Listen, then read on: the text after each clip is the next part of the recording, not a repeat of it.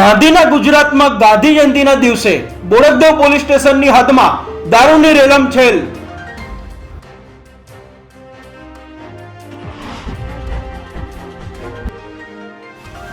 અમદાવાદ શહેરના બાહોશ તેમજ નીડર નિષ્ઠાવાન police commissioner Shri GS Malik સાહેબ જેવા અમદાવાદ શહેરને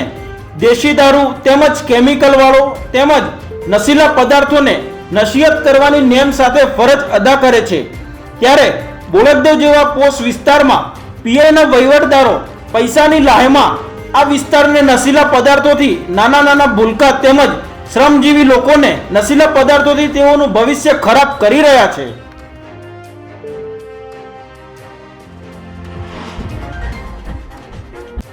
બોડકદેવ પોલીસ સ્ટેશનની હદમાં ચાલતા દેશી તેમજ ભારતીય બનાવટના વિદેશી દારૂના સ્ટેન્ડોના નામ તેમજ સરનામા સાથે નીચે મુજબ છે। સન્ની મલાઈ તળાવ ઓરબેલા સામે દેશી દારૂ, અક્કુ મલાઈ તળાવ શૌચાલય પાસે દેશી દારૂ, મનોજ દેશી કટિંગ કપિલા આમલી ફાટક પાસે, મનોજ ઠાકોરવાસ મોટો દેવી પૂજક વાસ દેશી દારૂ, લક્ષ્મી હેબતપુર ફાટક પાસે દેશી દારૂ, હિતેશ બારોટ ગોપાલવાડો ઇંગ્લિશ વિસ્તારમાં, જેકો બારોટ થલતેજ ગામ ચોરા પાસે ઇંગ્લિશ, સાગર રાજપૂત ઇંગ્લિશ મલાઈ તળાવ, ગબ્બર ઠાકોર ઇંગ્લિશ મોટો ઠાકોરવાસ, ટીનિયો દંતાણી દેશી દારૂ આંબલી રેલવે સ્ટેશન પાસે, ડીંગલી દેશી દારૂ સાયન્સ સિટી પાર્ક હેબતપુર, કંચન ચુનારા દેશી અશોક વાટિકા સિંધુ ભવન, નંદુ દેશી ઝાયડસ હોસ્પિટલ સામેના રોડ છાપરામાં, જીગો ઇંગ્લિશ બોડકદેવ ગામ, ગગો ઇંગ્લિશ બોડકદેવ ગામ, અંકિત પરમાર ઇંગ્લિશ નર્મદા આવાસ, મહેન્દ્ર કાળુ લેડી તળાવ વિસ્તાર।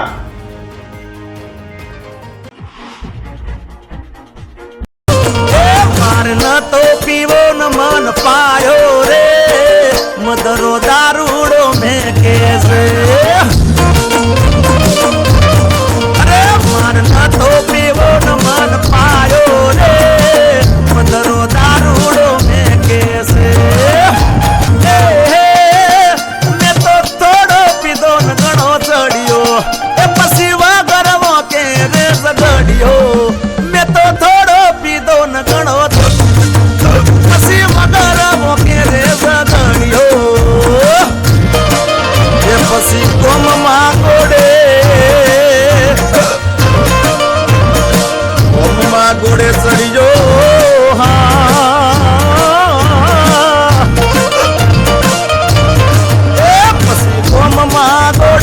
ચડ્યો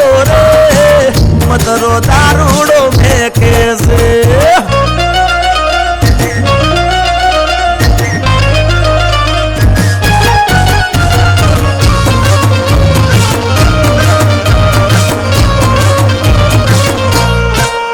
અરે ચાર પોચ મૂડાના ફૂલડા લાયો, ચાર પોચ મૂડાના ફૂલડા લાયો એનો મેં દારૂડો કાઢ્યો રે રાજ દારૂડો કાઢ્યો હે પીધો હે ગાળ્યો હે પીધો હે સડી ગયો અલા પહોંચવા ગે ને પગ મારા તૂટે હે મોડું થાય તો માથું મારું દુખે હે પહોંચવા ગે ને પગ મારા તૂટે હે મોડું થાય તો માથું મારું દુખે આ ભાઈબંધોએ આ દોસ્તારોએ આ ભાઈબંધોએ લગતે લગાડ્યો રે મદરો દારૂડો મેં કેસે। આ તમામ અડ્ડાઓ બોડકદેવ પોલીસ સ્ટેશનની હદમાં આવતા હોય અમદાવાદ શહેર પોલીસ કમિશનર તેમજ જે તે વિસ્તારના નાયબ પોલીસ કમિશનર શ્રી તેમજ લાગતા વળગતા અધિકારીઓ આ પોશ વિસ્તારને નશામુક્ત ક્યારે કરશે?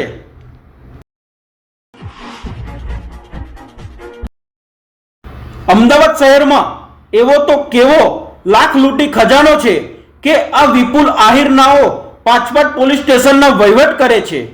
તેઓ પોતાની ફરજ ભૂલીને પેટા વહીવટદારો રાખીને તેમજ ઉચ્ચ અધિકારીઓ દ્વારા આવા વહીવટદારોની ફરજ દરમિયાન સરપ્રાઇઝ ચેકિંગ હાથ ધરે તો તેઓ પોતાના ફરજના સ્થળે હાજર ન રહી પોતાના વહીવટમાં રચ્યા પચ્યા રહે છે। શું આ બાબતે આવા વહીવટદારોની વિજિલન્સ તપાસ કરાવો તો ઘણું બધું બહાર આવે। વહીવટદારો પાસેથી બેનામી સંપત્તિ મળે તો નવાઈ નહીં.